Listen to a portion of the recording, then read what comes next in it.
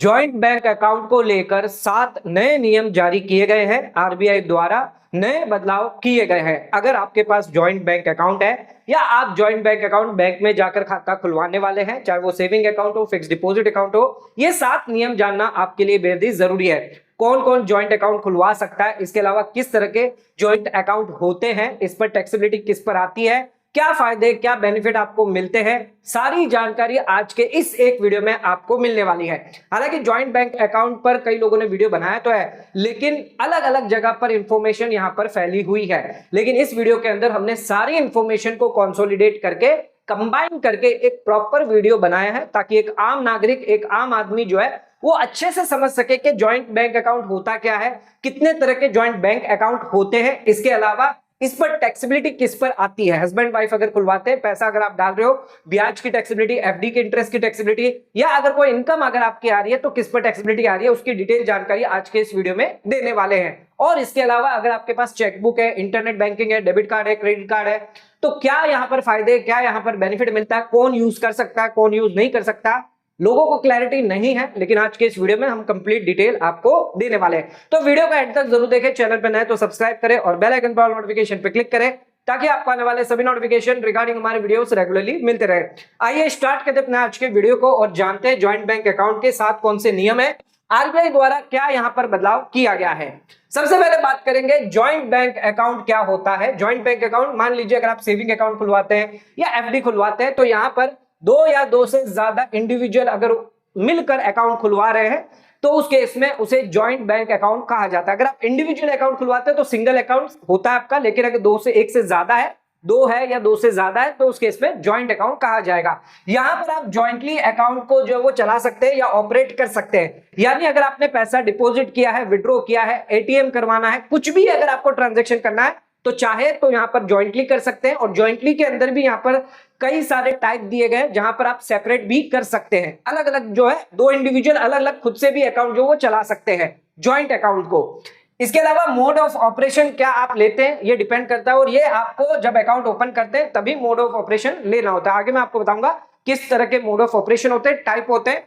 ध्यान रखिएगा, आरबीआई द्वारा कोई भी maximum number of joint account limit नहीं है। यानी कि एक जन, दो जन, तीन जन, चार जन, पांच जन, कितने जन भी मिलकर जॉइंट होल्डर जो है वो जॉइंट अकाउंट खुलवा सकते हैं। जरूरी नहीं है कि दो हो, तीन हो, चार हो, कोई ऐसी मैक्सिमम लिमिट नहीं दी गई है। आरबीआई द्वारा कोई लिमिट जारी नहीं करी गई है। तो no fix maximum number of joint holder, यानी कितने भी जॉइंट होल्डर हो सकते हैं। लेकिन कई बार जो बैंकें हैं वो अपनी लिमिट सेट करती है। अलग अलग बैंकें अलग अलग लिमिट होती है। नॉर्मली बैंकें जो है वो 2 से 4 जॉइंट होल्डर जो है वो अलाउ करती है। पोस्ट ऑफिस में मैक्सिमम 3 कर सकते हो, लेकिन बैंक की अगर बात करें तो 2 से 4 तक आप जॉइंट होल्डर हो सकते हैं। अब आ जाते हैं, बात करते हैं आप कौन कौन जॉइंट अकाउंट खुलवा सकता है। तो ध्यान रखिएगा, अगर हस्बैंड वाइफ है वो तो जॉइंट अकाउंट खुलवा सकते हैं, ये तो सभी को पता है। लेकिन अगर बाप और बेटा है वो भी खुलवा सकते हैं, पिता और बेटी है वो भी खुलवा सकते हैं, मदर और सन है, माँ बेटे हैं वो खुलवा सकते हैं, माँ बेटी है वो भी जॉइंट अकाउंट खुलवा सकते हैं। दो भाई मिलकर भी जॉइंट अकाउंट खुलवा सकते हैं, ब्रदर सिस्टर मिलकर, दो सिस्टर मिलकर भी जॉइंट अकाउंट खुलवा सकते हैं। अगर दादा है अपने ग्रैंड सन के साथ भी जॉइंट अकाउंट खुलवा सकता है, दादी अपने ग्रैंड डॉटर के साथ अकाउंट खुलवा सकती है, ग्रैंडफादर यानी दादा अपनी डॉटर के साथ यानी ग्रैंड डॉटर जो है उसके साथ, या ग्रैंड मदर अपने ग्रैंड सन के साथ भी जॉइंट अकाउंट खुलवा सकता है। इतना ही नहीं, अगर दो मित्र है, फ्रेंड है, तो वो भी जॉइंट अकाउंट खुलवा सकते, कोई रेस्ट्रिक्शन नहीं है। अगर आप रिलेटिव है, नॉन रिलेटिव है, आप जॉइंट अकाउंट खुलवा सकते हैं। जॉइंट अकाउंट में सिर्फ केवाईसी लगती है, जरूरी नहीं है कि आपका रिलेशनशिप होना मैंडेटरी हो वहां पे। अगर कोई बिजनेस पार्टनर है, को ओनर है, तो भी आप जॉइंट अकाउंट खुलवा सकते हैं। इसके अलावा कोई दो व्यक्ति एक दूसरे से अनजान है तो भी आप जॉइंट अकाउंट खुलवा सकते हैं, कोई रेस्ट्रिक्शन नहीं है। दो मित्र मिलकर भी खुलवा सकते हैं, कोई भी इंडिविजुअल जो है यहां पर जॉइंट अकाउंट खुलवा सकता है, 2 जन मिलकर, 3 जन मिलकर, 4 जन मिलकर, कोई रिस्ट्रिक्शन नहीं है।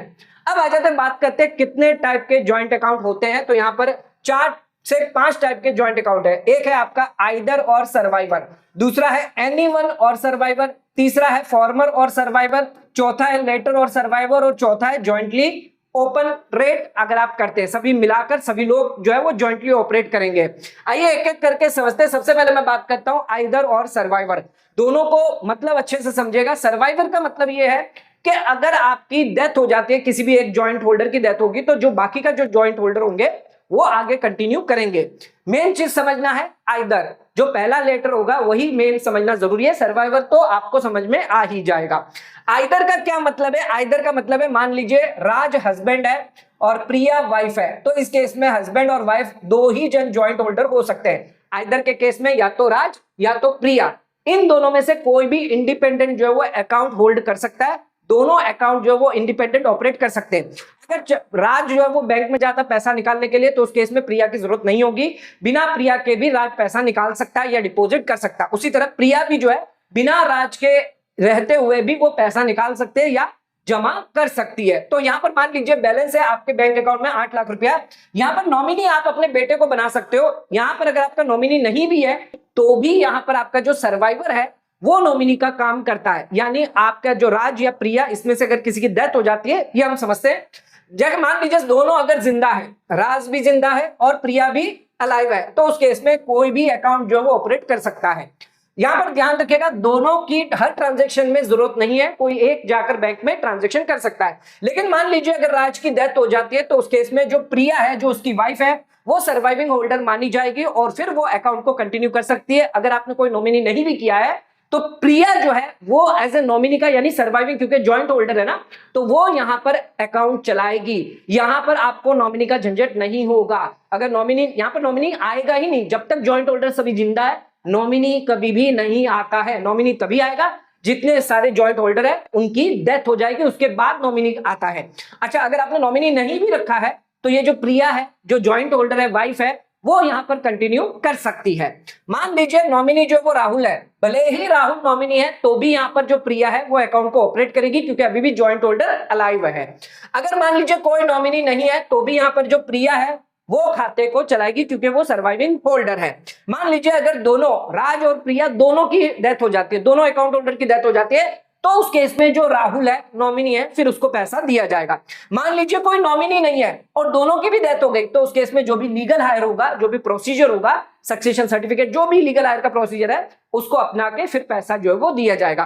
तो एक चीज इंपॉर्टेंट है, जब तक जॉइंट होल्डर जिंदा है तब तक यहां पर जॉइंट होल्डर ऑपरेट करने वाले हैं। जैसे ही दोनों या तीनों जॉइंट होल्डर की डेथ हो जाएगी, उसके बाद जो नॉमिनी होगा, अगर कोई जॉइंट होल्डर नहीं है तो उस केस में नॉमिनी को जो है वो पैसा जाने वाला है। तो यहां पर आइदर का मतलब है दोनों यहां पर ऑपरेट करेंगे इंडिपेंडेंटली, यानी एक जन अगर बैंक में जाता तो दूसरे की जरूरत नहीं है। सर्वाइवर जो होगा वो यहां पर रिमेनिंग जॉइंट होल्डर माना जाएगा। अगर एक की डेथ हो जाती है तो दूसरा अकाउंट चला सकता है, दूसरे की डेथ हो जाती है तो पहला वाला जो है वो अकाउंट चला सकता है। नॉमिनी का तभी आएगा जब दोनों की डेथ हो जाएगी।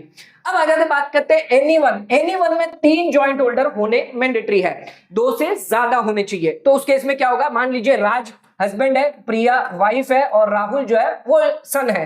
तो इस केस में यहां पर ध्यान रखिएगा, अगर तीनों जिंदा है तो कोई भी अकाउंट खाते को चला सकता है, जिसको भी ऑथराइज करेंगे वो अकाउंट चला सकता है। मान लीजिए राज की डेथ हो जाती है तो उस केस में जो प्रिया और राहुल है, क्योंकि जॉइंट होल्डर है, तो वो अकाउंट को कंटिन्यू करने वाले हैं। राज की भी डेथ हो जाती है और कोई नॉमिनी नहीं भी है तो भी यहाँ पर प्रिया और जो राहुल है, जो जॉइंट होल्डर है, वो अकाउंट को चलाने वाले हैं। मान लीजिए राज है, प्रिया है, इन दोनों की भी डेथ हो जाती है तो उस केस में यहाँ पर राहुल जो है, क्योंकि वो जॉइंट होल्डर है, तो वो अकाउंट को कंटिन्यू करेगा। मान लीजिए तीनों की डेथ हो गई, राहुल, राज, प्रिया, तीनों की डेथ हो गई और नॉमिनी अगर है तो उस केस में सर्वाइवर कोई बचा नहीं, तो नॉमिनी जो है वो पैसा लेकर जाएगा। मान लीजिए तीनों की डेथ हो गई लेकिन कोई नॉमिनी नहीं है, तो उस केस में लीगल हायर जो है उसको पैसा मिलेगा, लेकिन जो प्रोसेस होगा उसके हिसाब से। तो एनीवन का मतलब यह है कि कोई भी अकाउंट होल्डर जो है वो अकाउंट को ऑपरेट कर सकता है, चाहे वो राज हो, प्रिया हो, राहुल हो, तीनों यहां पर कोई भी अकाउंट को ऑपरेट कर सकता है, कोई रिस्ट्रिक्शन नहीं है।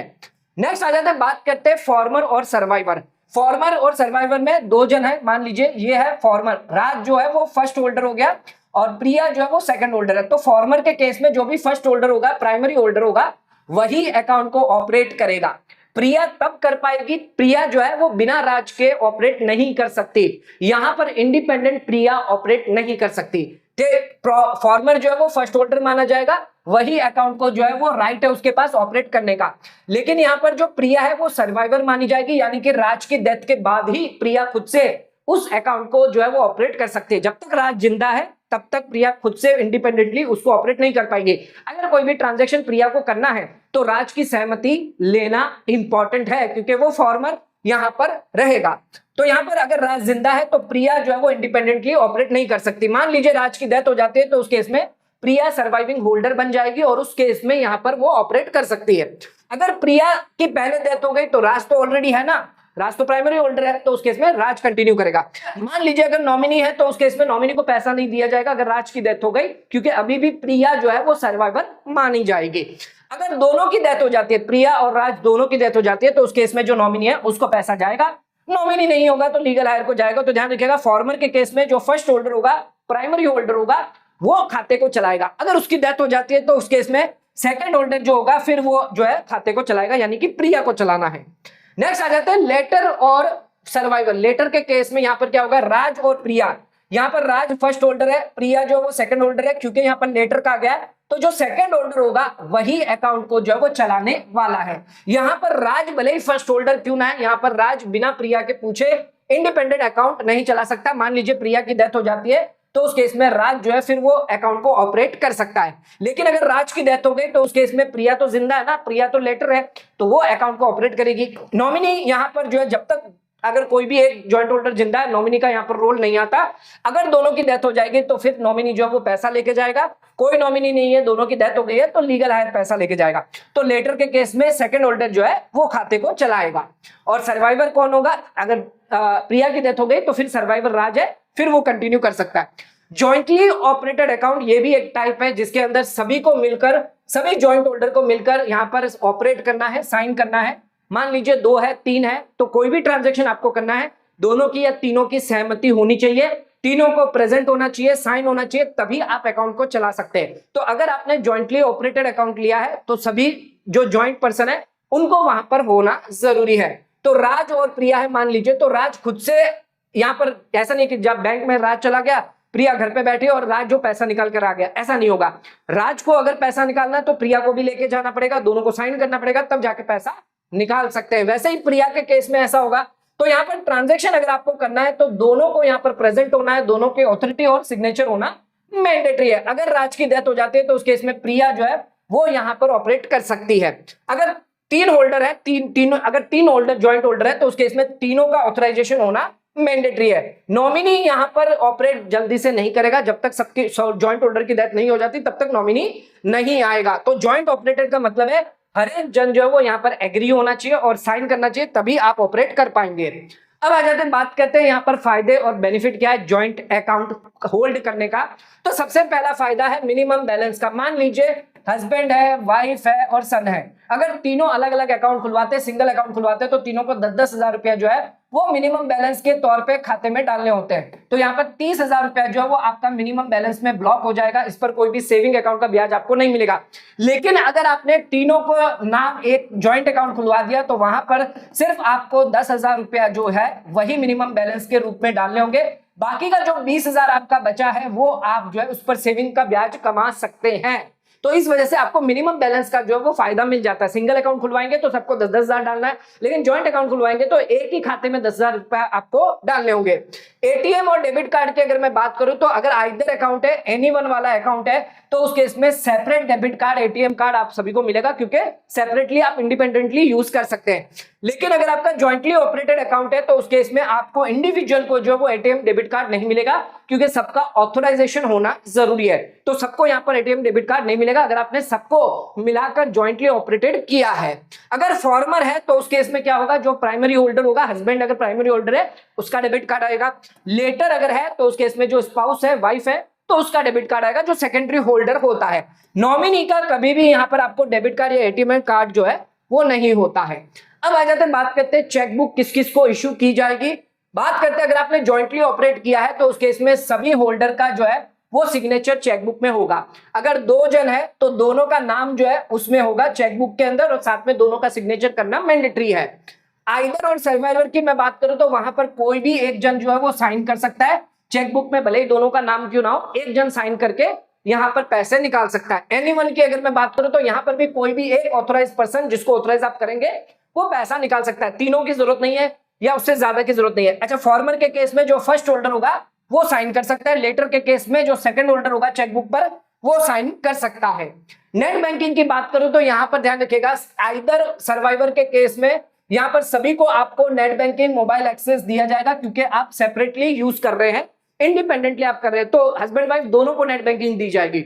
लेकिन एनीवन के केस में यहाँ पर भी जो एलिजिबल होल्डर होगा, तीनों को भी मिल सकती है, किसी एक को भी मिल सकती है।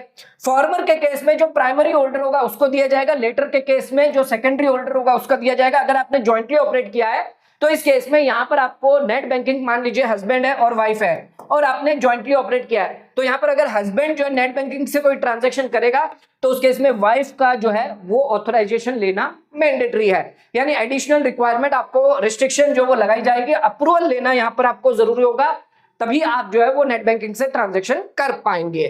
अगला आ जाता है, अगर आप पोस्ट ऑफिस में खाता खुलवाते हैं, ज्वाइंट अकाउंट आप कितना खुलवा सकते हैं, आइए समझते हैं। मंथली इनकम स्कीम हो, फिक्स डिपॉजिट इनकम स्कीम हो, किसान विकास पत्र स्कीम हो, एनएससी नेशनल सेविंग सर्टिफिकेट, या रिकरिंग डिपॉजिट की अगर मैं बात करूं तो यहां पर आप ज्वाइंट अकाउंट खुलवा सकते हैं 3 एडल्ट के साथ, ए, बी और सी। अच्छा, ये 3 एडल्ट कोई भी हो सकते हैं, ठीक है, इसमें कोई वो नहीं है रिस्ट्रिक्शन। इसके अलावा 2 टाइप के ज्वाइंट अकाउंट होते हैं, type A, type B. Type A के अंदर सभी ज्वाइंटली जो है वो साइन करेंगे, टाइप बी जो है वो सेपरेटली इंडिविजुअल कोई भी कर सकता है, तो ज्यादातर रिकमेंड जो वो टाइप बी जो है वो कहा जाता है। अगर बात करूं सीनियर सिटीजन सेविंग स्कीम की, तो यहां पर आप ज्वाइंट अकाउंट जो है वो सिर्फ अपनी स्पाउस के साथ, जो हस्बैंड है उसके साथ या वाइफ है उसके साथ खुलवा सकते हैं, और 100% डिपॉजिट जो है वो फर्स्ट होल्डर को दिया जाता है। सेकंड होल्डर को सिर्फ यहां पर नाम के लिए यूज किया जाता है, अगर फर्स्ट होल्डर की डेथ हो जाती है तो सेकंड होल्डर को पूरा पैसा जो है वो दिया जाएगा। पीपीएफ स्कीम की बात करूं तो यहां पर आप ज्वाइंट अकाउंट जो है वो अलाउ नहीं है, पीपीएफ स्कीम में आप ज्वाइंट अकाउंट नहीं रख सकते। अब आ जाते हैं, बात करते हैं टैक्सेबिलिटी की। अगर आपको सेविंग का ब्याज मिल रहा है, एफडी का ब्याज, सैलरी इनकम आ रही है, rent income, business income, dividend income, share market के ट्रांजैक्शन अगर आप करते हैं तो उस केस में टैक्सेबिलिटी किसकी आएगी? ज्वाइंट अकाउंट अगर आपने होल्ड करके रखा है। अगर बात करें सेविंग अकाउंट की बात करें, मान लीजिए हस्बैंड है और वाइफ है, हस्बैंड के 10 लाख रुपए है, वाइफ के 5 लाख रुपए है, तो मान लीजिए 4% अगर आपको ब्याज मिल रहा है तो यहाँ पर कैलकुलेट किया जाएगा, आपको मान लीजिए 50,000 मिल रहा है और वाइफ को मान लीजिए 20,000 रुपया मिल रहा है, तो जितना ब्याज जिसको मिल रहा है उसके अंदर टैक्सेबल किया जाएगा। कहने का मतलब है जिसका पैसा होगा उसके खाते में इनकम आई, ज्वाइंट अकाउंट में भले इनकम आई है लेकिन टैक्सेबिलिटी जिसकी इनकम है उसके हिसाब से ही टैक्स लगाया जाएगा। ऐसा नहीं है कि वाइफ के खाते में पूरा का पूरा ब्याज लगा दिया जाएगा या हस्बैंड के खाते में पूरा लगा दिया जाएगा या आधा आधा कर दिया जाएगा, ऐसा बिल्कुल भी नहीं होगा। जितना आपने पैसा लगाया हुआ है ज्वाइंट अकाउंट में उतने के हिसाब से जो इनकम आ रही है वो आपको अपनी आईटीआर में दिखाना है। हालांकि जो प्राइमरी होल्डर होता है नॉर्मली उसके नाम से टीडीएस काटा जाता है, बैंक जो उसके नाम से टीडीएस काटती है, एआईएस में सारे ट्रांजैक्शन उसमें रिपोर्ट होते हैं, तो हमेशा ध्यान रखिए जिसका पैसा होता है ज्यादा उसको प्राइमरी होल्डर बनाए। अगर वाइफ का पैसा नहीं है, हस्बैंड का पैसा ही है, तो प्राइमरी होल्डर हस्बैंड को ही बनाए। अच्छा, एफडी इंटरेस्ट में भी ध्यान रखिएगा, जिसने पैसा एफडी करवाई हुई है उसका आएगा। अगर मान लीजिए हस्बैंड है, वाइफ के नाम से एफडी करवा दी, प्राइमरी होल्डर उसको रख लिया, अगर आपने वाइफ को भी प्राइमरी होल्डर रख लिया तो भी ध्यान रखिएगा क्लबिंग प्रोविजन लग जाता है। हस्बैंड का पैसा है तो इंटरेस्ट भी उसके इनकम में क्लब किया जाएगा। अच्छा, अगर सैलरी इनकम है तो देखा जाएगा कि एम्प्लॉय कौन है। इसका मतलब ये नहीं है कि ज्वाइंट अकाउंट में अगर आपकी सैलरी आ रही है तो आपकी वाइफ के अंदर ट्रांसफर कर दे, ऐसा नहीं है। एम्प्लॉयमेंट किसकी है, सर्टिफिकेट किसके पास है, फॉर्म 16 किसके नाम से आ रहा है, ये इंपॉर्टेंट होता है। रेंट इनकम भी ध्यान रखिएगा, जो भी ओनर होगा प्रॉपर्टी का, ओनरशिप इंपॉर्टेंट है। अगर आपकी हस्बैंड की ओनरशिप है, वाइफ की नहीं है, तो पूरा रेंट जो है वो हस्बैंड में जाएगा। वाइफ की ओनरशिप है लेकिन पैसा भी वाइफ का लगा होना चाहिए, तभी वो रेंट जो है वो वाइफ में जाने वाला है। बिजनेस इनकम में भी देखना है कि बिजनेस कौन कैरी कर रहा है, बिजनेस के जितने भी प्रूफ होते हैं, जो भी आप रजिस्ट्रेशन लेते हैं वो किसके नाम से है, किसका पैसा इन्वेस्टमेंट किया हुआ है, उसके अंदर जो वो टैक्स किया जाएगा। डिविडेंड इनकम की मैं बात करूं तो जो शेयर और इन्वेस्टमेंट में पैसा जिसने लगाया है उसके अंदर खाते में जो डिविडेंड इनकम आएगी। शेयर मार्केट के ट्रांजैक्शन की अगर हम बात करें तो जो भी शेयर मार्केट में ट्रांजैक्शन कर रहा है, किसका पैसा लगा हुआ है, तो नॉर्मली ओनरशिप किसकी है, पैसा किसका लगा हुआ है, किसका नाम है, डिपेंड करता है, उसके अंदर टैक्सेबिलिटी आने वाली है। एग्जाम्पल के तौर पे मान लीजिए राज और प्रिया है, दोनों ने ज्वाइंट सेविंग अकाउंट खुलवाया एंड यहाँ पर 10 लाख रुपए जो राज ने डाले तो 70,000 रुपए का इंटरेस्ट आया। अच्छा, ये 70,000 का इंटरेस्ट राज में आधा और प्रिया में आधा कर दे, ऐसा नहीं है। जिसकी ओनरशिप होगी, जिसका सोर्स ऑफ फंड होगा, यानी 70,000 रुपया जो है वो राज के अंदर इनकम में क्लब पूरा का पूरा किया जाएगा। तो ज्वाइंट अकाउंट का मतलब नहीं है कि यहाँ पर ज्वाइंट टैक्सेबिलिटी आपको आएगी। जरूरी नहीं है कि ज्वाइंट अकाउंट है तो वहां पर दोनों को टैक्स लगाया जाए या दोनों का पैसा आधा आधा इक्वली किया जाए। जिसका पैसा होगा, जो भी इनकम वहां से आ रही है वो उसके इनकम में ट्रीट की जाएगी। अगर पहले व्यक्ति का नाम भले ही बैंक अकाउंट में है, इसका मतलब ये नहीं है कि टैक्सेबल उसका होगा, एक्चुअल ओनरशिप और सोर्स ऑफ इनकम देखी जाएगी। अगर सेकंड होल्डर की इनकम है, सोर्स है, तो उसके अंदर टैक्सेबल किया जाएगा।